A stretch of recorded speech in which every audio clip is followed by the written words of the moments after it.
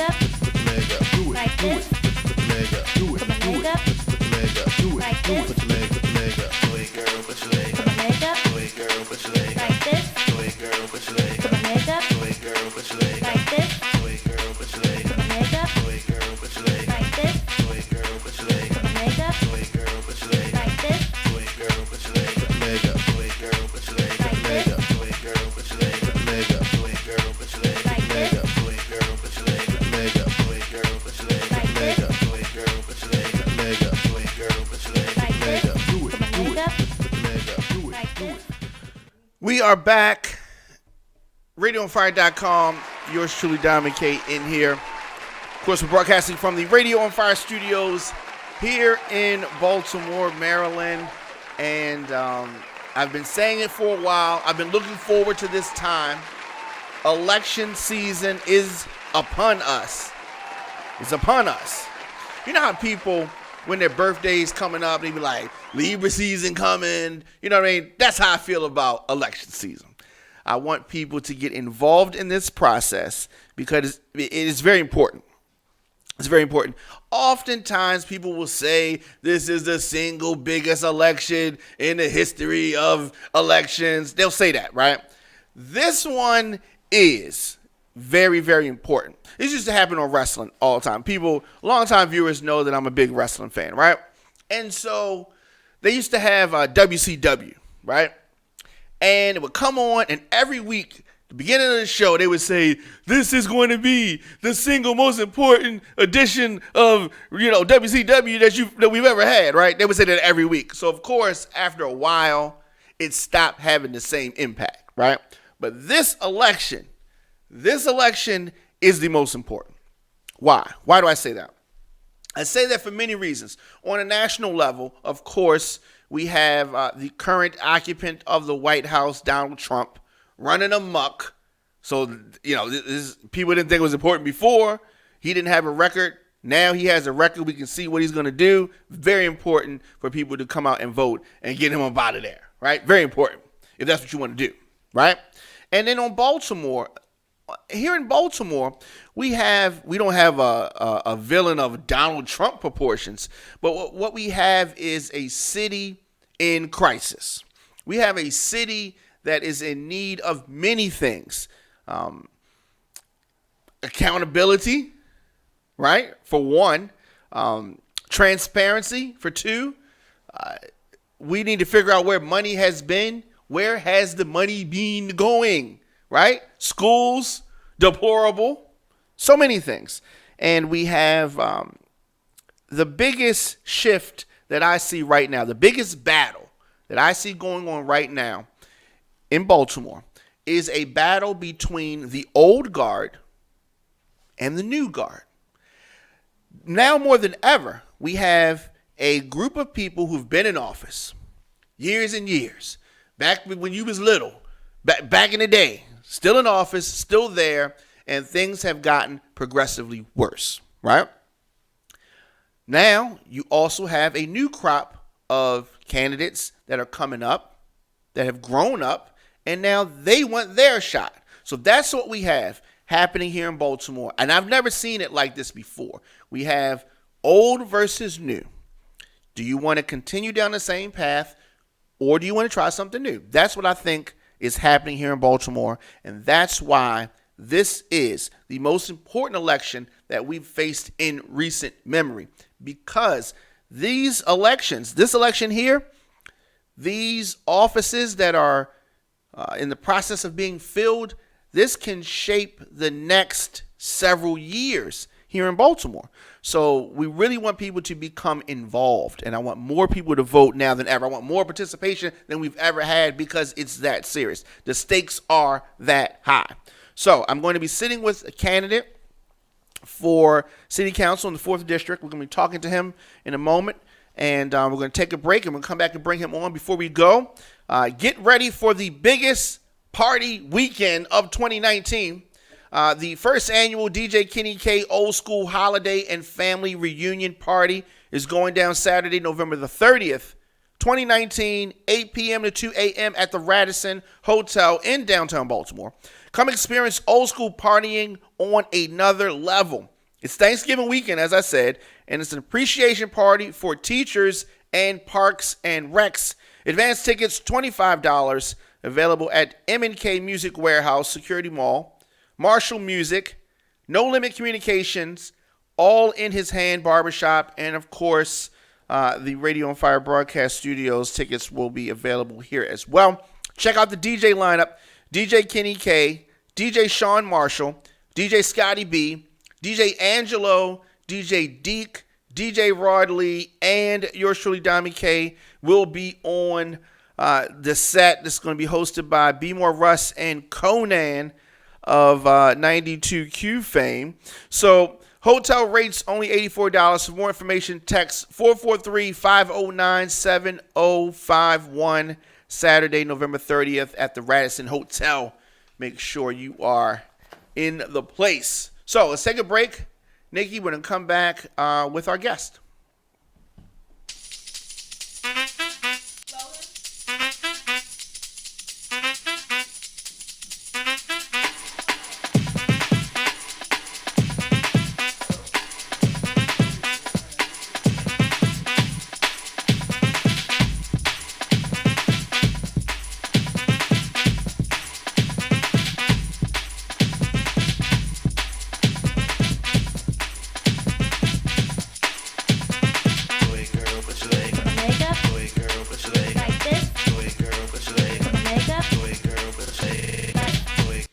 And we are back. Thank you. RadioOnFire.com, of course. Dami K in here, and I was talking about the importance of this election and what it means for the city, what it means for the future, what it means for the present. And I have a special guest here. Please introduce yourself, sir. I'm Logan Endow. I'm running for city council in the 4th District. Wonderful, wonderful.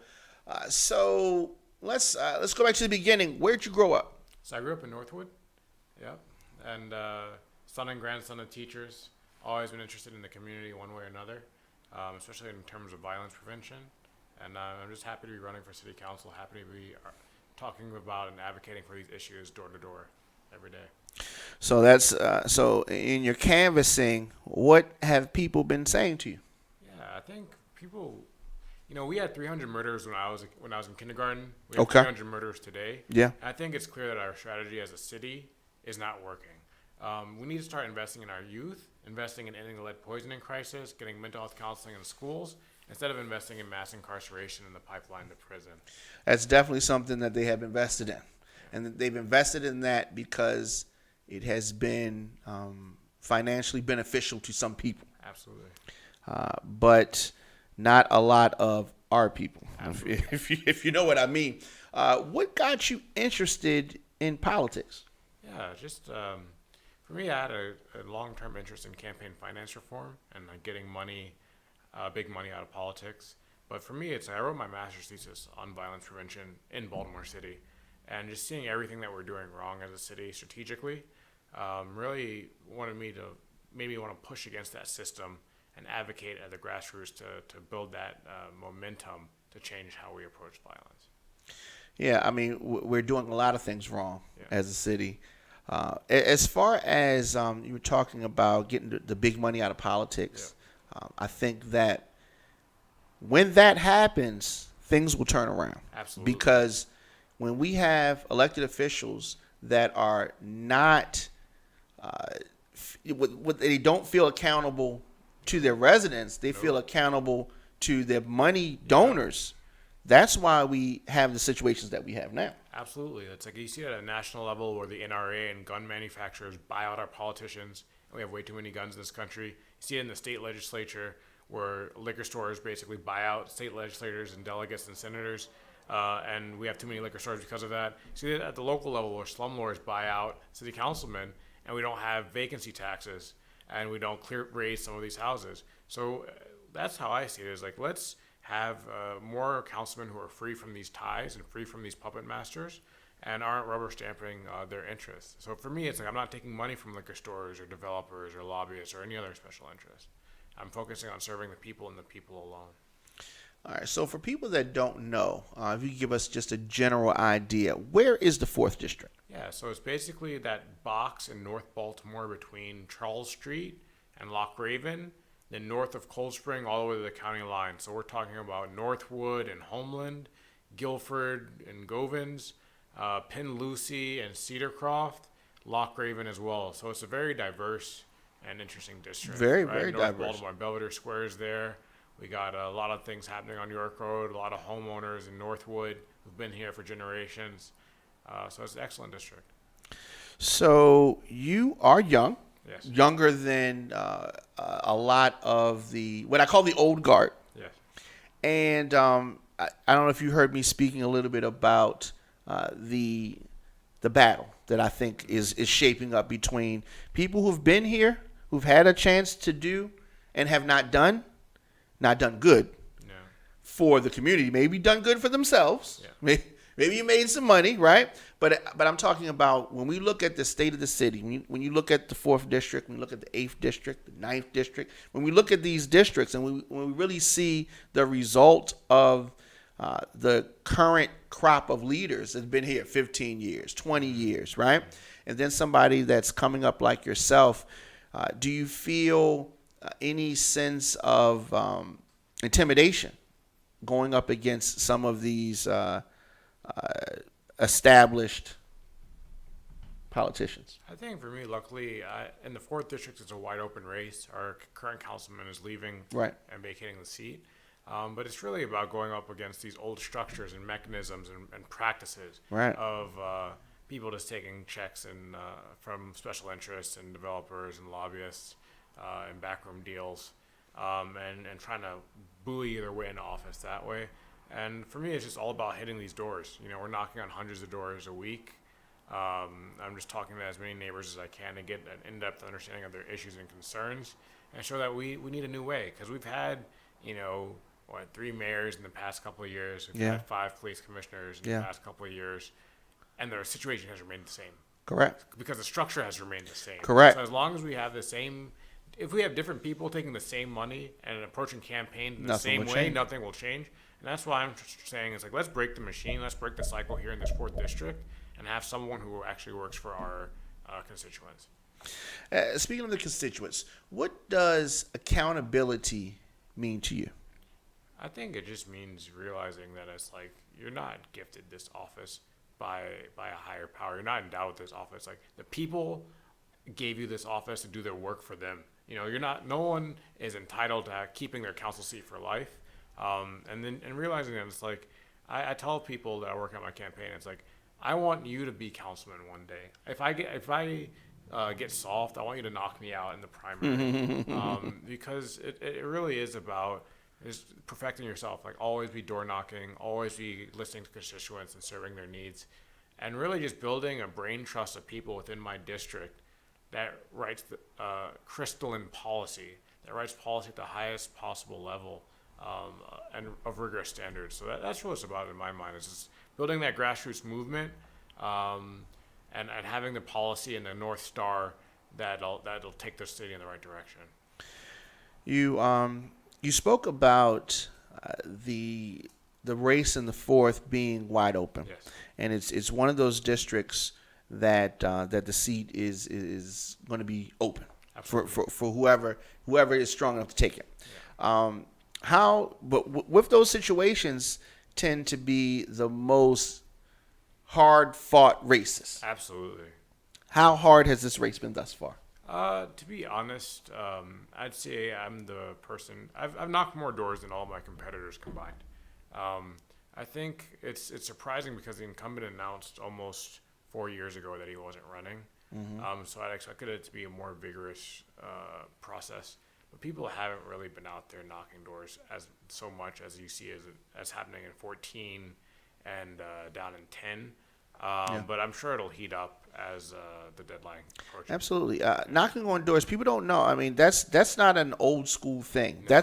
That's a necessary thing. Absolutely. You know how like water is not old school. Yeah, It's just something that you need. Knocking on the doors is very important. So some people don't want to put in that work. That's the up and down of it. Yeah. Like everyone wants to take the photo ops. Everyone wants to go shake hands in neighborhood association meetings. But in terms of getting out there, knocking on doors, going through voter rolls, like that's the nuts and bolts of a campaign in my mind. And that's really where we're beating them at. It's just working hard, getting the community involved, and like people see that you're real. Because you're asking questions and talking about solutions that no one else has talked about. Because I'm not spending my mornings doing call time. I'm spending my mornings doing policy research. I'm spending my money going to Johns Hopkins and going to the best people I know in the school system, going to the best community activists I know, and asking them about their perspective and absorbing that information. So I think that through this campaign, I'm trying to have a diligence of policy and thoughtfulness that hasn't been presented before. That's important, and that's different from most of the people that I talk to. They're not even thinking on that level. But one thing, no matter what district in the city that you're in, is a challenge, which is crime. Absolutely. Okay. Our police commissioner, Commissioner Harrison, has not been in office that long. No. Has not been in his job that long. But I want to know what you think about the job he's been doing thus far. I think for me, it's like we're averaging a murder a day. You have places where we've never had crime before, not even in the 90s. Northwood, we got lit up this summer. We lost Morgan State students. It was a travesty. So really, for me, like we've had 3 commissioners in the past several years. Yeah. And the violence really has not subsided. So for me, it's not necessarily this person, but it's like our strategy as a city, where we spend $50 million of overtime on police, and we spend 0 for teachers, where we have $500 million for police, but we still haven't ended the lead poisoning crisis, and our high schools have lead in the water, and the children can't drink them. So I think for me, it's like, it's not about this person, it's about whoever it is executing a flawed strategy from the get-go. So you're guaranteed to have failure. It's like, I think we need to spend more time focusing on ending the lead poisoning crisis and getting mental health counseling for our kids who are traumatized from seeing all the murders and domestic violence that's in our community. Making sure we have a large-scale vocational apprenticeship program to rebuild Baltimore's abandoned homes and employ the most at-risk youth to do that, instead of investing money in mass incarceration, $200 million a year that we spend to incarcerate Baltimore City youth and adolescents. So with your stance on that, I think I know the answer to the next question I'm going to ask you. But what are your thoughts on this proposed surveillance plane? Absolutely not. Absolutely not. We already have blue lights all over the city. Right. And it's done nothing. 0. Literally 0. And this surveillance plane, for me, it's like I always try to follow the evidence. Like I focus on, like, let's do the research and let's see what the evidence bears out. And there has been no proof that this works. And there's so much room for abuse. And then considering the fact that our police department is federally indicted, that we've had corruption scandals in the mayor's office over and over and over again as a city. The fact that Portmanteau back in the 70s spied on Perrin Mitchell, and it's still happening where we have the similar structures at play. The fact that we just had a ransomware attack, and it's not clear that we can even keep our data safe as a city. I think this is a pathway towards failure. I think we need to focus on ending lead poisoning crisis and getting kids jobs. Yeah, and that is definitely needed. I was unsure about the prospect of these lights, these cameras that they were trying to put on the planes, and the fact that it seems like a bad idea. Absolutely. It seems like a bad idea, and it's just they're trying to say, "Oh, we'll pay for it. Somebody's going to put up the money," And it's like they're trying to push a bad product on Exactly. you. And it, just I don't know. But what you said is, as far as the cameras that we already have, I mean, when you talk about the police body cameras, when we really need them to work, malfunction wasn't on. Yeah. You know what I mean? It's just so it's just gonna be another camera for whatever reason. I know that it's not in your district, but I wanted to ask you your thoughts on. You are a resident of the city, so you will have a thought on this. As far as the Pimlico, the racetrack, and the Preakness staying here, is that something that needs to be fought for, or is that something that can just, go by the wayside? I think for me, like Pimlico is a part of our cultural traditions here in the city. Like there's a lot of businesses that are based on that. I think that has to be balanced. Like corporate subsidies in general, I'm extremely skeptical of corporate subsidies in general. So we have to see how much money the state is trying to send to them. Because like whenever we need money for a corporate subsidy or a TIF for Port Covington, it's a citywide and statewide priority. But whenever we need money for lead poisoning or mental health counseling or for our schools, and that falls by the wayside. So for me, it's really doing that analysis in terms of opportunity cost of how much do we gain as a city by investing in Pimlico versus how much do we gain by investing in lead poisoning or some of the other fixing our abandoned row homes, or some of the other priorities. Right.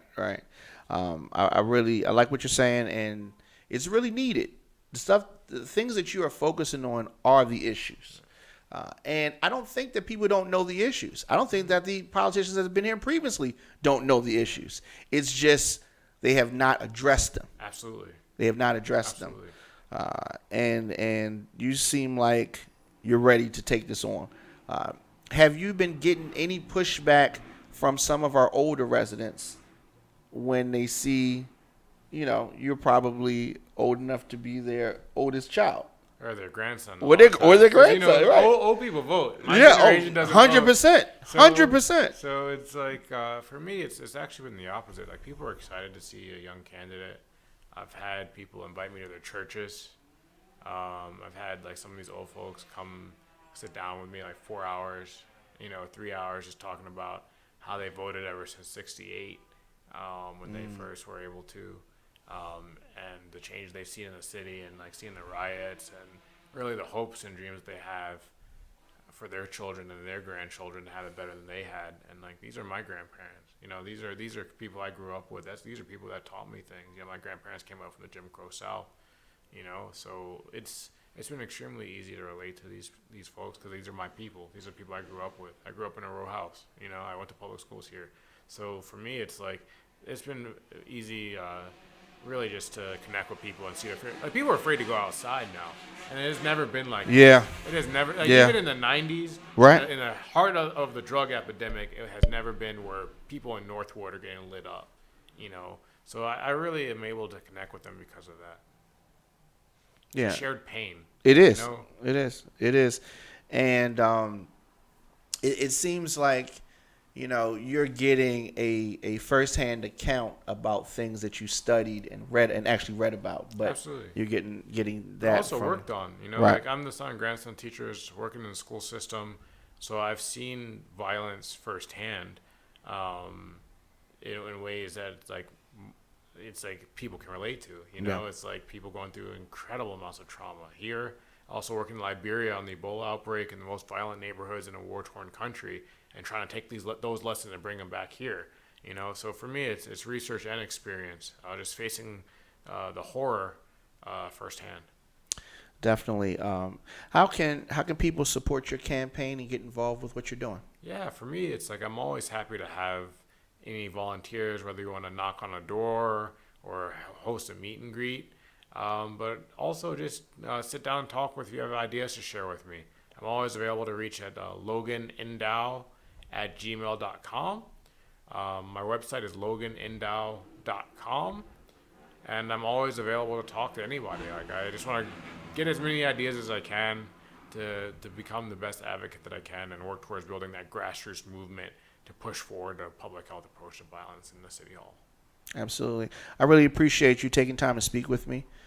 Before you go, can you speak directly to the residents of District 4 and tell them why you need their vote? For me, I'm one of the only candidates in City Hall who's rejecting all forms of special interest money.